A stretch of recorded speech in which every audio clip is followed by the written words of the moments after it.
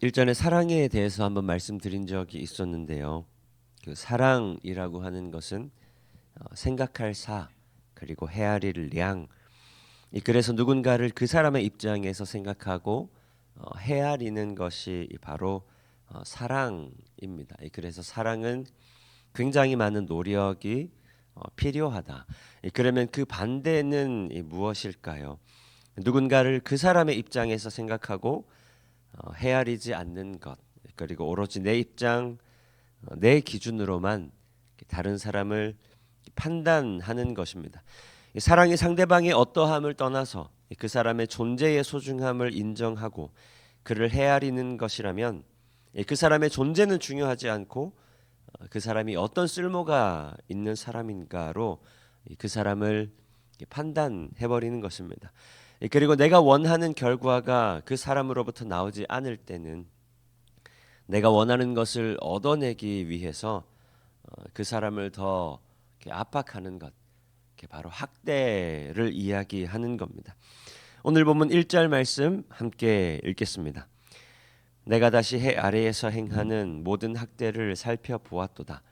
보라, 학대받는 자들의 눈물이로다. 그들에게는 위로자가 없도다. 학대하는 자들의 손에는 권세가 있으나 그들에게는 위로자가 없도다. 그 학대로 번역된 단어가 이 아슈킴이라는 단어인데요. 압제하다 혹은 압박하다라는 의미입니다. 일반적으로 다른 사람에게 굉장히 무거운 짐을 지우거나 누군가를 억눌러서 누군가를 압박해서 물질과 시간, 정서적인 손해를 입히기도 하고요. 그로 인한 긴박한 상황을 몰인정하게 모른 척 해버리는 것을 의미하는 단어입니다. 그러니까 학대라고 하는 것은 누군가를 압박하는 것 혹은 누군가의 긴박한 상황을 몰인정하게 모른 척하는 것을 의미합니다. 그런 면에서 우리는 굉장히 학대가 자연스러운 시대를 살아가고 있는 것은 아닌가. 사람의 능력 그리고 사람의 소유로만 그 사람을 판단한다라는 것입니다. 사람을 쓸모 있는 사람 그리고 쓸모 없는 사람으로 분류하고 나서 쓸모 있는 사람은 취하고 가까이 하고 그리고 쓸모없다 여겨지는 사람은 과감히 버려버리거나 쓸모 있는 사람으로 만들기 위해서 그 사람을 더 압박하고 짓눌러 버린다라는 것입니다. 그 이유는 내 기준에 그 사람이 못 미치기 때문이다. 사람을 존재로 평가하는 것이 아니라 이용 가치로 평가하는 것입니다. 그 사람의 마음이 어떤가, 그 사람의 상황이 어떤가, 그 사람의 형편이 어떤가는 굉장히 몰인정하게 모른 척한다라는 거죠. 나에게는 그 사람의 상황은 별로 중요하지 않다라는 말입니다. 그리고 우리가 학대라고 하는 것은 다른 사람에게만 적용되는 게 아니라 자기 자신에게도 동일하게 적용됩니다. 사실 결과라고 하는 것은요, 노력하면 일반적으로는 따라오는 것이기는 하지만 내가 원하는 만큼의 결과가 노력한다고 해서 다 따라오는 것은 아닙니다. 때때로 우리가 생각하기에 내가 노력한 만큼의 결과가 잘 따라오지 않는 것처럼 여겨질 때가 생각보다 많습니다. 그러면요, 우리는 나를 더 사지로 몰아넣는 것에 익숙합니다. 왜냐하면 내가 원하는 결과가 나오지 않았기 때문입니다. 원하는 결과를 이루지는 못했지만 노력하지 않은 것은 분명히 아닌데, 원하지 않은 결과가 나왔다고 해서 내가 노력하지 않은 것이 아닌데 내가 얼마만큼의 노력을 했는가는 별로 중요하지 않습니다. 왜냐하면 결과가 나오지 않았기 때문에. 내가 얼마만큼 시간을 들였느냐, 내가 얼마만큼 애를 썼느냐는 사실 별로 중요하지 않습니다. 왜냐하면 내가 원하는 것을 얻지 못했기 때문에. 그러니까 이렇게 생각하는 거죠. 오로지 결과만이 중요한 것이다. 과정은 하나도 중요하지 않고 오로지 결과만이 남는 것이다. 그래서 내가 원하는 결과만을 뽑아내기 위해서 우리는 나를 더 사지로 몰아세우는 것에 익숙한 시대를 살아가고 있습니다. 그런 학대하는 시대, 그런 학대가 가득한 시대를 향해 전도자는 이렇게 말합니다. 오늘 본문 2절과 3절 말씀 우리 함께 읽겠습니다. 그러므로 나는 아직 살아있는 산 자들보다 죽은 지 오랜 죽은 자들을 더 복되다 하였으며 이 둘보다도 아직 출생하지 아니하여 해 아래에서 행하는 악한 일을 보지 못한 자가 더 복되다 하였노라.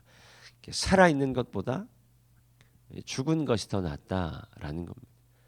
살아있는 것보다 나지 못한 것이 오히려 더 낫겠다. 지금 내가 살아가고 있지만 마치 죽은 것보다 더 못하다라는 이야기입니다. 그리고 살았다가 죽은 자보다 아예 나지 않은 사람이 더 복되다. 그래서 이 해 아래에서 학대들을 경험하지 못한 자, 아직 학대를 모르는 자가 더 복된 것이 아닌가. 마치 인간의 삶 자체를 비관하는 것처럼 보입니다. 살아있는 자보다 죽은 자가 더 낫고, 그리고 죽은 자보다 아직 태어나지 않은 자가, 생명을 누리지 못한 자가 차라리 더 나은 것이 아닌가. 그런데 오늘 본문을 통해서 전도자가 진짜 하고 싶은 말이 한 가지 있습니다. 그게 무엇이냐면 오늘 본문 1절 말씀 다시 한번 함께 읽겠습니다. 내가 다시 해 아래에서 행하는 모든 학대를 살펴보았도다. 보라, 학대받는 자들의 눈물이로다. 그들에게 위로자가 없도다. 그들을 학대하는 자들의 손에는 권세가 있으나 자신과 타인을 학대하는 학대자만 있을 뿐 우리에게 위로자가 없다라고 이야기합니다. 이 말은 곧 우리에게 위로자가 필요하다라는 말을 전도자는 하고 싶었던 겁니다.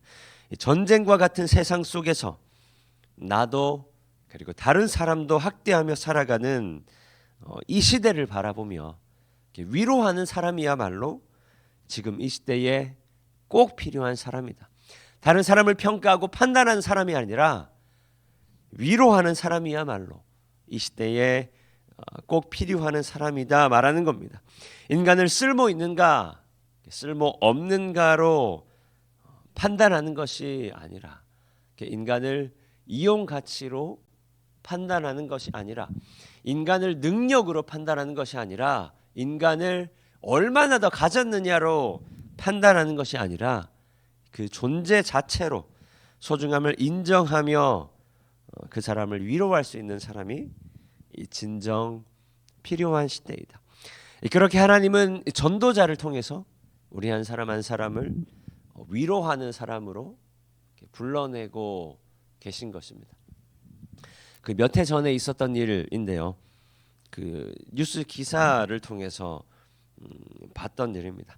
한 젊은 엄마가 아이가 아파 가지고 굉장히 급히 병원으로 차를 몰고 가다가 접촉 사고를 낸 겁니다. 애가 아프니까 굉장히 마음이 급하잖아요. 그래서 정신없이 급히 가다가 접촉 사고를 낸 겁니다. 가만히 앞에 있는 차를 들이받은 것 같아요. 얼마나 다급하고 또 겁이 났을까.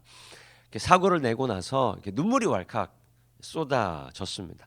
일반적인 경우라면 앞차에 있던 사람이 내려서 목을 움켜잡고 이렇게 이야기해야겠죠. 당신 운전을 어떻게 하는 거야? 라고 말할 것 같은데, 앞차에서 한 아주머니께서 내린 다음에 가만히 다가오더니 그 젊은 엄마를 꼭 안아준 겁니다. 누구도 예상하지 못했던 상황이죠. 그 순간 그 젊은 엄마의 마음이 얼마나 녹아져 내렸을까요? 그 젊은 엄마의 마음이 얼마나 따뜻해졌을까? 그리고 그 젊은 엄마가 그때를 생각하며 다른 누군가를 조금 더 용서하고 안아줄 수 있는 용기가 생기지 않았을까? 학대하는 시대를 살아가는 우리 그리스도인들에게 요구되는 것이 바로 이런 것이 아닌가. 수많은 사람들을 존재로 판단하는 것이 아니라 얼마나 쓸모 있는 사람인가, 얼마나 많은 것을 가진 사람인가. 그래서 쓸모 있는 사람은 취하고 그렇지 않은 사람은 버리고 무시하고 학대하는 시대. 많이 가진 사람은 취하고 그렇지 않은 사람은 무시하고 핍박하고 더 몰아세우는 시대 속에서 그리스도인들이 해야 하는 일이 바로 이런 일이 아닌가 싶습니다. 하나님께서는 우리를 학대하는 시대 그리고 학대받는 시대 속에서 이 땅의 위로자로 부르셨다라는 것을 오늘 기억할 수 있기를 소망합니다. 내 잣대로 이웃을 판단하고 그리고 정죄하기 전에 예수님의 사랑으로 한 번 더 이웃을 안아주는 사람, 한 번 더 이웃을 용납해 줄 수 있는 사람, 이해되고 안 되고가 아니라 그저 우리를 용납해 주신 예수님의 사랑으로 한 번 더 다른 누군가를 이해해 보려 하기 전에 인정하고 용납해 줄 수 있는 그런 사람, 그런 그리스도인들이 될 수 있기를 소망합니다.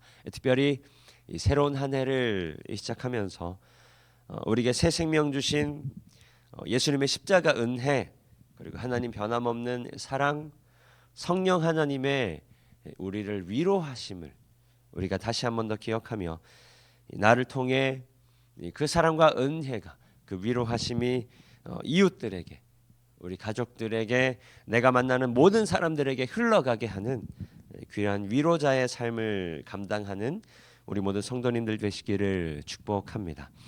이 시간 주신 말씀 기억하며 함께 기도하겠습니다.